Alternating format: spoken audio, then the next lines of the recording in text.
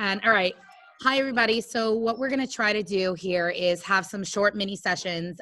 Dr. Sarah Little is amazing, and she has offered to jump on and share ideas with us and share thoughts with us and share her expertise with us on how to navigate this insane time. I think that there's so many factors, and Sarah, I want to hear your perspective, but there's from my perspective of what I'm hearing is a lot of people feel, first of all, there's a total lack of control. It's like number one. Number two, so many plans or things that we had set up are like on pause or on hold. There's fear of financial instability. There is fear of health, physical health and well-being, whether you know someone who's sick or you don't know someone who's sick.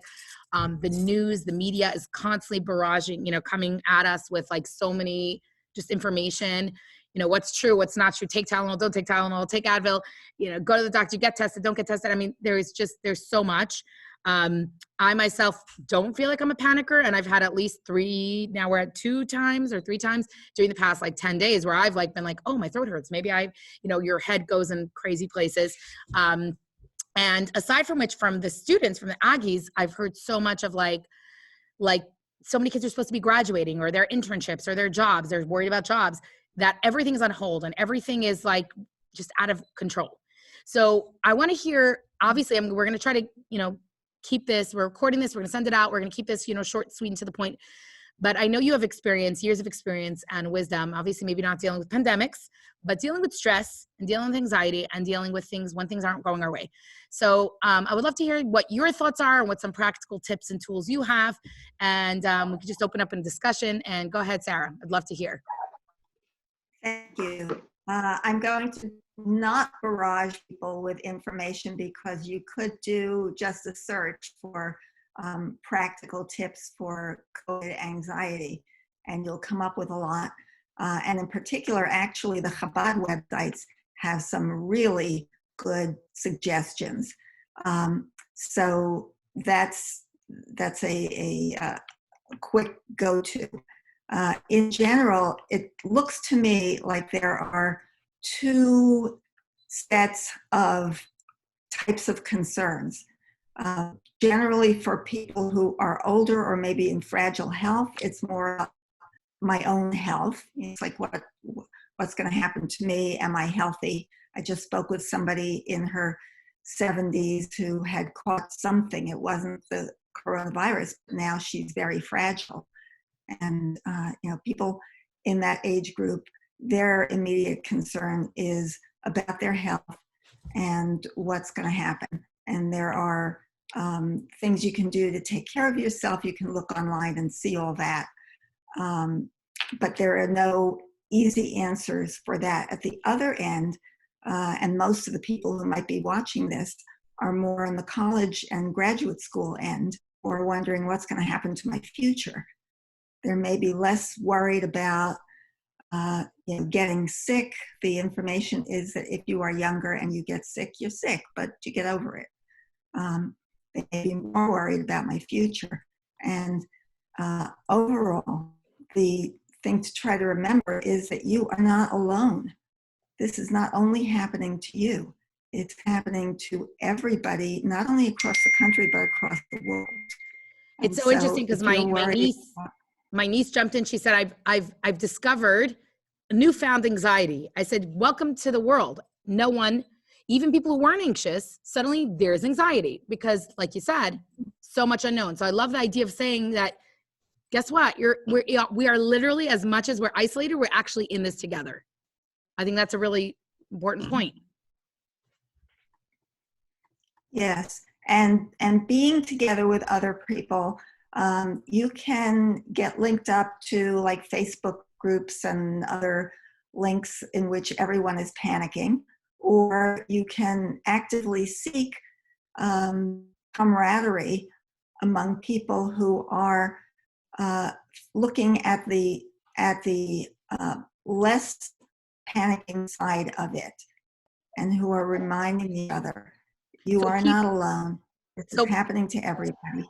So are you saying surround yourself with the messages that help you navigate this? Like people who are sending fear-mongering messages, maybe avoid, almost like use a filter of what you're allowing in? Yes, yes, definitely. And Absolutely. Can I? Jump in, Dahlia, jump in. Go ahead. Yes, please. Yeah. I what? I have to perform my son's scavenger hunt for his kindergarten. But let me do that while I talk, because I certainly can't sit at my computer. You need a leaf? All right. So what I was going to say, and I'm sorry to multitask here, is I think, and I went to therapy with all of the panic situations I faced, have been quite a few, is to communicate to people that it's okay to say to some of their negative friends, hey, I need to set up these boundaries right now so I can get grip, and I'll reach out to you again when I'm able to, but if you could please respect that. And I think, because some people may think I can't let go of negative Nancy's,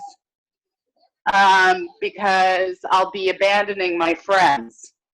And so it's okay, and that's the message, especially for the younger people, to say, okay, for right now, I'm in a special circumstance. My plate is smaller in terms of absorbing other people's issues, and I can tell them that and say, look, trying to get my bearings.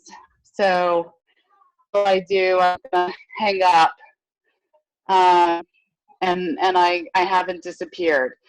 And that's the hardest. That's a very hard thing to do. I had to do that with immediate family members as well. I think it's important, like you said, your boundaries is so important. I think that you're knowing yourself and knowing, it's an interesting test is you hang up the phone or you finish reading a post. How does it make you feel?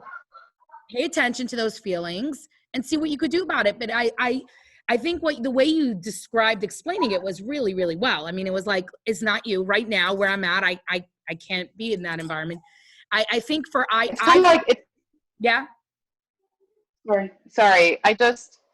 I've really thought about this a lot because I've had to boundaries up and figure out how to do it kindly. I've had to do it on a professional basis, various things. I've had to do it personally.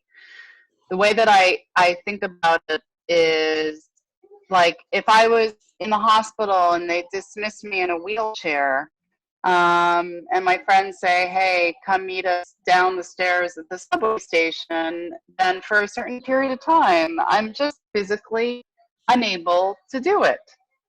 So that's where I say, if you take all the things that say mental and substitute the word in physical, okay, we have times when we have physical limitations, we have times when we have mental limitations, and then it's okay because we need to engage in self-care. And it doesn't mean that we're permanently abandoning anyone. And the thing that I also say is, to my children is your first job is to take care of you. And that's also Hillel, right? If I'm not for me, who is for me? And then to the extent that you can handle it, help others. But if you are trying to do that to the detriment of yourself, you're never going to be able to be later in a position to actually help other people shift their attitudes. Thank you. That's very important to give people permission to set their own boundaries at what is right for them. Yes, and I would add at the other end, there are people who are capable, right? Moment or because of their disposition, what they need is actually to reach out and help the people who are feeling particularly anxious or fragile. That there are ways to reach out, to put up cheerful messages, to put up hopeful messages. They just have to check in with themselves and make sure that they're not causing themselves more harm than good. But absolutely, if that's what works for them, they should do it. And I'm not running away from this either. But, I think I'm sorry, Manya, you're interacting with a young population that to be young is to feel like you're invincible, and to be blind of the lack of control, because that's what leads you to grow as a person in the first place. Yeah. So, and you don't really know what it means to be a good friend or not to be a good friend, or be in tune with what their needs are or not. And the thing is, help as much as you can. And when it becomes too much from you, it's okay. Scale that back a little bit and then dip in again. And my best case scenario, and I'll shut up because I'm sorry, I talk too much when I start, but like I have another friend who's a nurse who went through treatment at the same time as me. And she had to be assigned to the oncology wing. And so when she came back from chemo, she said she was helping patients and it was pretty hard. And she was a nursing student, and I slowly transferred into another group. And she said, well, but I can really help these people. And I said, no, not right now. You can't. And it's okay. If it's too much for you, find other patients to help. You're not helping them by traumatizing yourself every day at work. Right. I think that goes back to what, and it's okay. Right. I think it goes back to what Sarah's saying. We got to check in with ourselves. We got to check in with ourselves. And we have to see where we're holding and what we can handle. And you know what? That may look different at different times. There are times in the day where I'm on my A game. I'm able to be present, be focused, function really well. And there are times where I just need a break. I need to go to my room, close the door, not look at my phone, not talk to anyone. And I have to be okay with either of those. And everybody has their own individual circumstances. Yeah. Two people who look the same on the outside may have different pressures, different health histories, different family issues going on, different stressors. And so it's not the same for everybody. You're right. Each person does need to check in. I was also going to suggest a couple of quick techniques. And Dahlia, it sounds like you have a good bit of experience and suggestions here too, for what to do if someone is actually experiencing panicky feelings.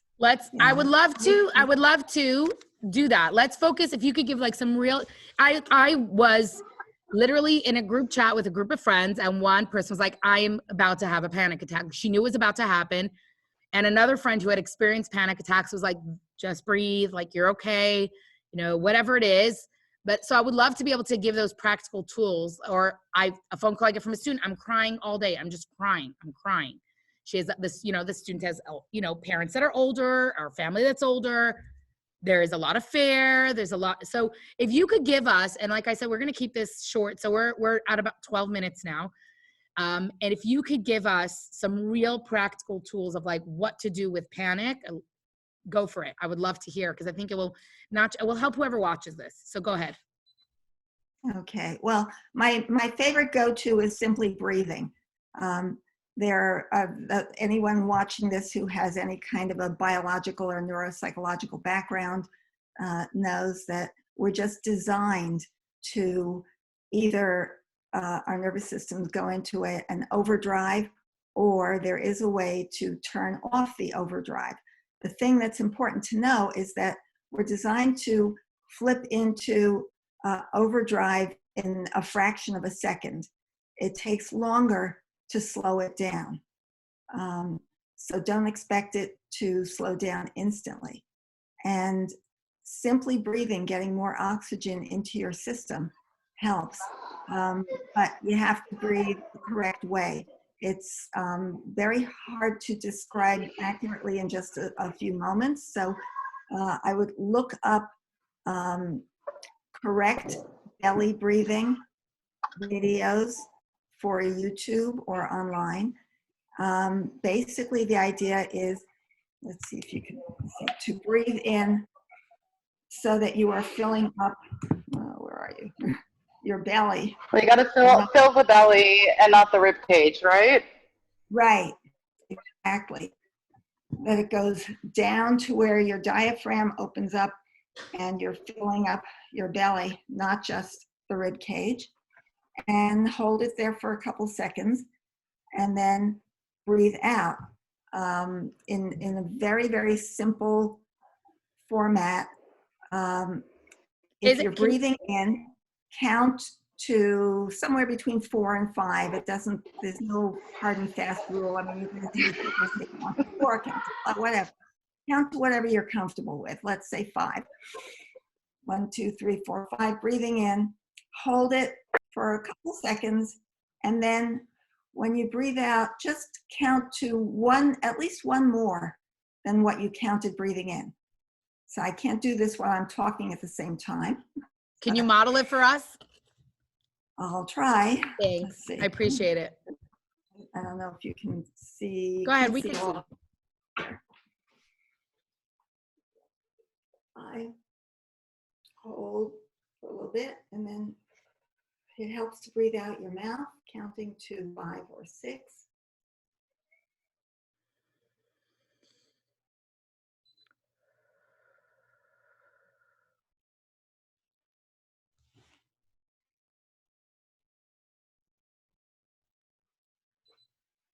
Okay, and I'm feeling pressured to do it quickly, which is not the way to do it. No, right? You're usually. supposed to feel relaxed about this. Right. It's okay. No, but I things think that I found help. and maybe we could post a link. Maybe we could find a link of like correct breathing techniques and just post it on the bottom when we. Yes, That's a I really would do that. Another quick one, quick I'm and also dirty writing one. some notes, so I'll type up a summary. Another quick and dirty one that I learned the other day that I think can be effective is if your head is lower down than your heart, then that slows down the sympathetic nervous system as well. So just leaning down, you don't have to reach your toes if you can't. Just bending down for a while and breathing. You know what's Upside down. interesting? That was one of the other friends' suggestions was go in child's pose or go in a yoga pose. That's Right. That was the other thing. Yoga has many, many helpful poses, calming, soothing. Just don't go for yoga for exercise. Go for yoga for relaxation, yoga for soothing. interesting. You know what's so fascinating in Chassidus, though I would say a tool would be using your mind over your emotions, right? Our emotions can take control and using our like kind of checking in with our brain and kind of putting ourselves back, like the self-talk and the narrative in our head and really understanding that the power of that. And I think that's But you need to do something physical to shut off your limbic panic system, because that's your animal brain that doesn't respond to rational thought. And I knew that even before we started our class, Manya. before we So started, Tanya. the thing that I would, Tanya, that right. So the things that I was told to do, and you know, sometimes it works, sometimes it doesn't, but just even besides the breathing, because I'm so type A, I'll start stressing about if I'm breathing correctly, is just sit in a chair and feel the chair supporting you. And, you know, close your eyes and just feel the support, feel that you're not moving, and say to yourself, I'm safe, I'm okay, I'm safe. Don't they And call you that grounding? feel that you're Isn't that called grounding? It Like is, but it's a physical thing. You feel the cushion under you. You feel, you know, feel the support. It's touch that's communicating to that limb brain. Or, you know, in a shower, you touch yourself and say, this is okay, and this is okay, and I'm breathing well. And you know, because you need to say it, and when you touch it, it's communicating to that animal brain, this is fine.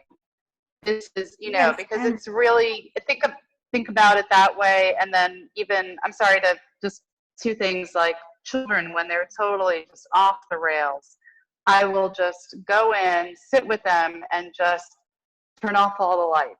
I'll just totally change their physical environment for a minute. And sometimes when nothing else works, that'll just stop it, because that part of your brain is physical. That part of your brain is not mental. Or I'll jump in a cold pool. Sorry. Yeah, I think what you're saying is really important, and I would add to that the naming of what is happening in the moment is really important. Certainly Meaning? the physical, like meaning this My is a heart's chair. racing. The chair is hard. The armrest Verbalize is it, like soft. actually verbalize it, or in your head? Yes.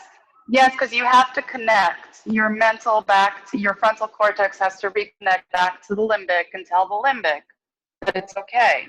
Because the And limbic's not listening. and it has to be in the moment. It brings you into the moment because panic is about a combination of being regrets of the past and worries about the future, but they're not about the present.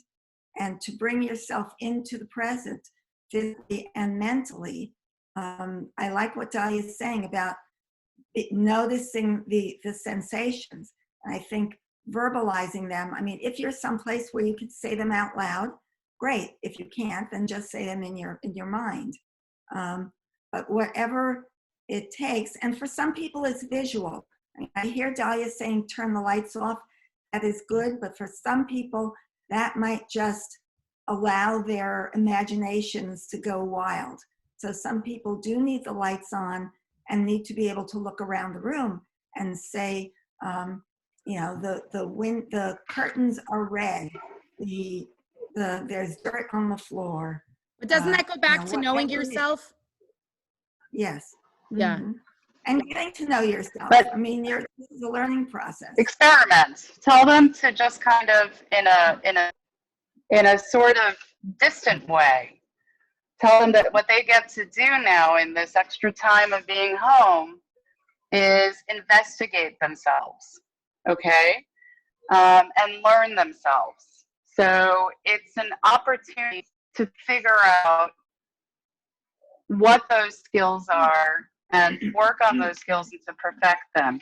And I remember a therapist once telling me also, like, tell me about the times that you really feel the most relaxed or what makes you feel really good.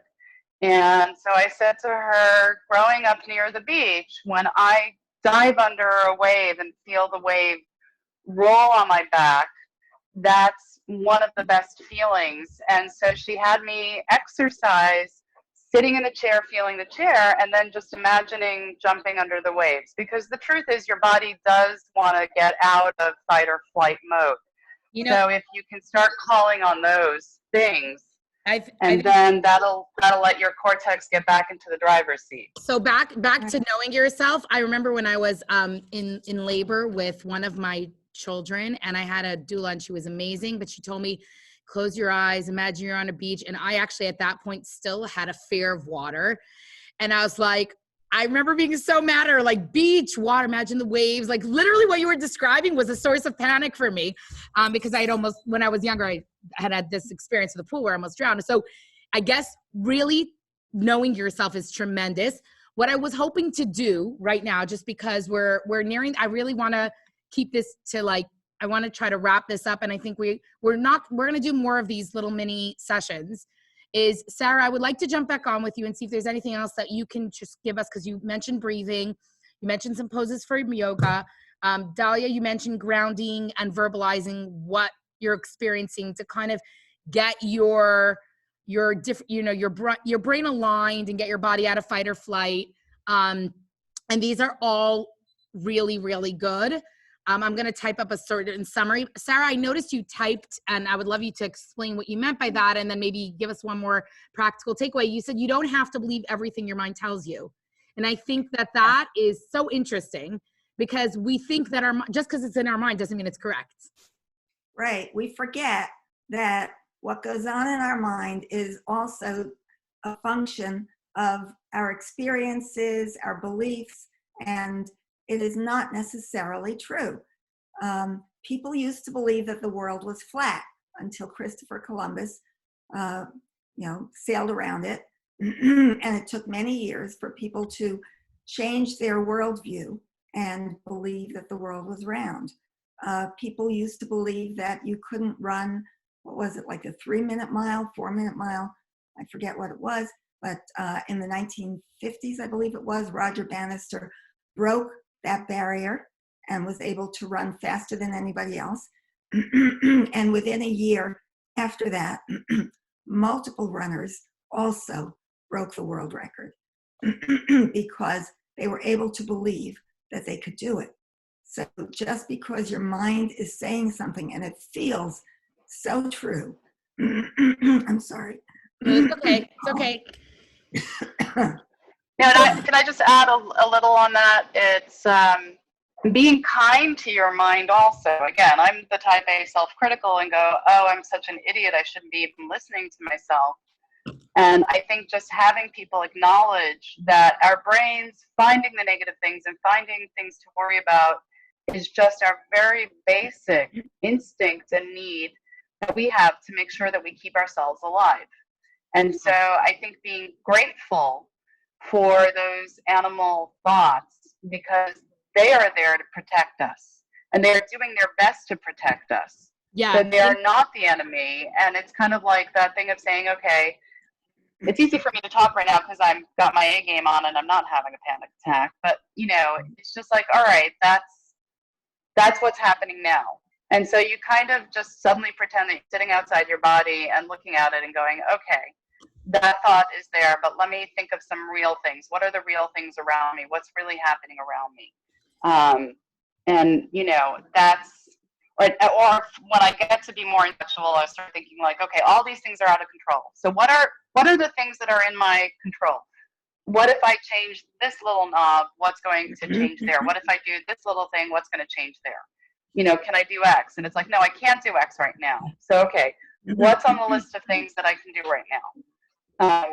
And, you know, let me just think 2 steps down the road to see what those are going to be. And just shut me up when you need to go. But I remember when my father was dying of colon cancer, and my family was just splintering apart at the seams.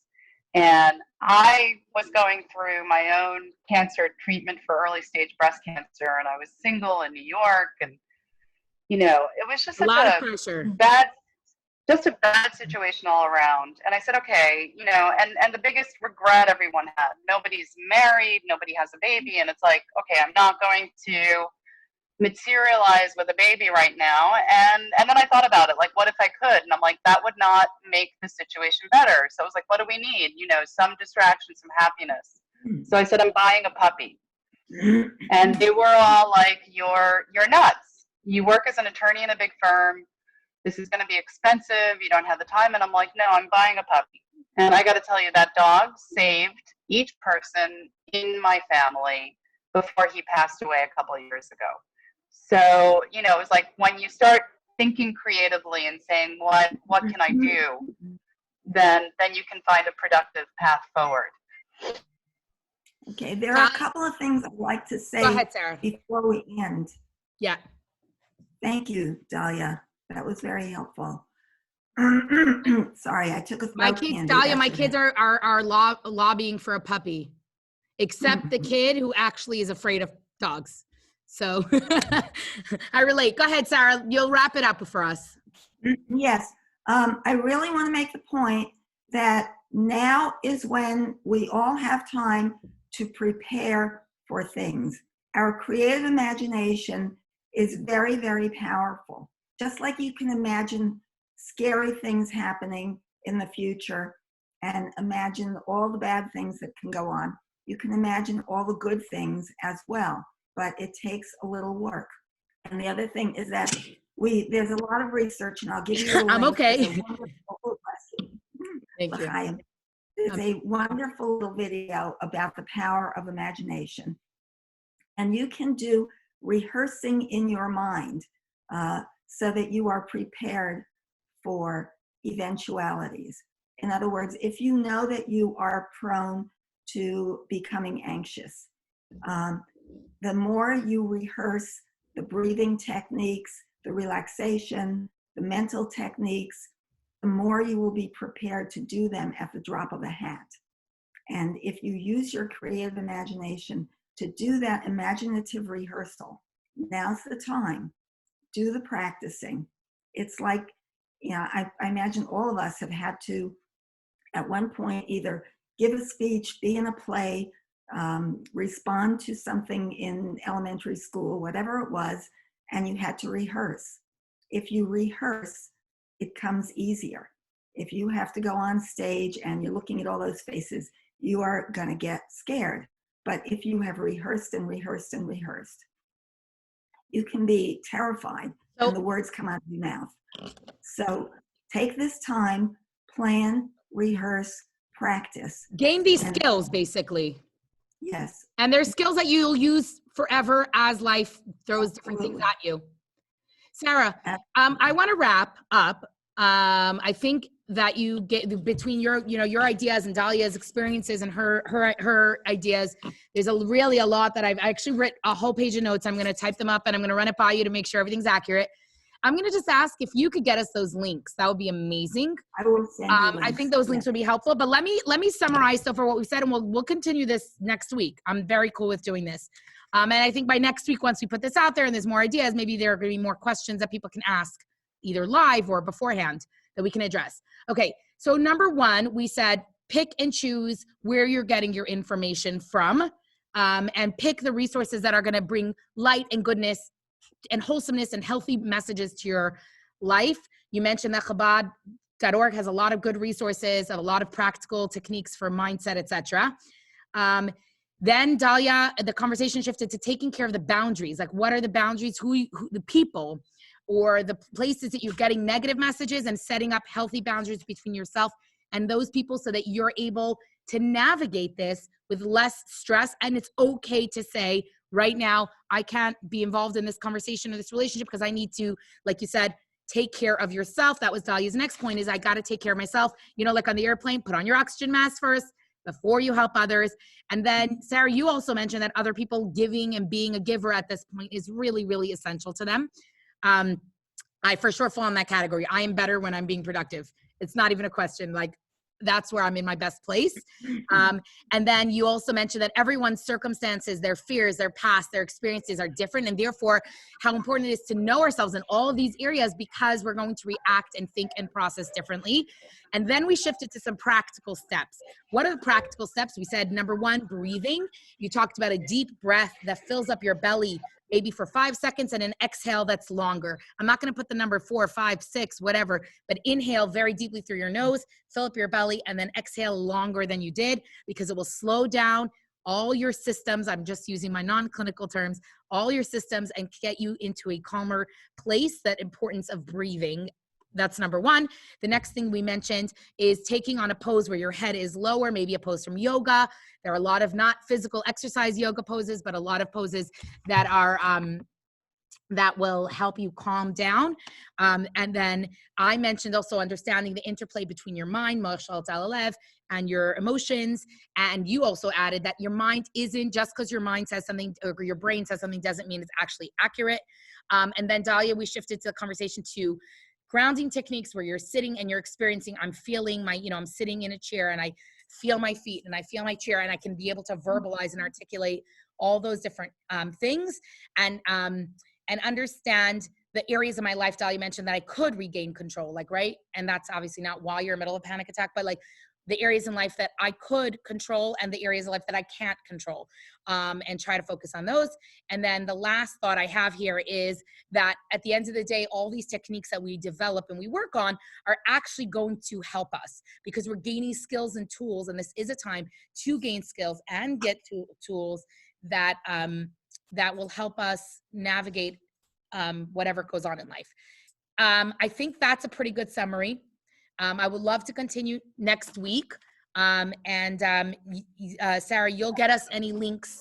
I'll get you links also. There's some links I have. I would just say to that messaging also add, don't judge yourself. If you go through this experience horribly, it will end, because this is temporary, and then you're going to learn from that and do better the next time you run into a snag. So important. That's life. So important. So you got to take the pressure off of these kids. They don't have to be perfect. They don't have to figure it out. This is a journey and an exploration, and they can kind of be even a little distant from themselves as well, to observe how they're reacting with everything. you know, and Okay. just be I love kind it. to themselves. Sorry, and I'm going to stop. Sorry. No, I love it. I love what you're saying because it's so important is to be kind to yourself in this whole situation because, you know, I was mom's like, how do you homeschool? How do you keep schedule? I'm like, how do you? By letting go, actually. By actually letting go. It's okay. And not, you know, the standards of what things are. I want to add one more thing because one more wrap up. Give tzedakah. Do something physical and practical. Do an action. A little coin, a little box. I can't even tell you how many coins I've given this week. I don't even know how much. Every time I'm feeling a little stressed, I literally walk by a tzedakah box and I put a coin in. Give tzedakah because at any given moment, you're giving to others. And you know what? You're bringing down a physical, positive action that is not about yourself. To be continued. Sarah, anything else? Thank you. This wraps it up for now. Thank you. Thank you so much. Well, to be continued. Thank you, Dahlia, for jumping in and sharing all your experiences and your wisdom. Love you, ladies, and we're gonna all come out strong from this. We are, no, but you gotta, Manya, take care of yourself because you can't just go, don't run on fumes. Don't worry, I am. Thank you for worrying. I really am. Did you hear me say at the beginning that like when I need to? Oh, you weren't on then. I said, let I go through. I was. You go into a room. I know. My room. I separate myself. I go on a Zoom call with a good friend. I'm good. I sit and dive in on my own. Like I'm doing. Because I can let myself run on empty for a long time before I realize that I really need that help, and that's my problem. So. I've gotten better at that. So it's a work in progress. Lovely ladies. Have a great day. Bye-bye. Bye.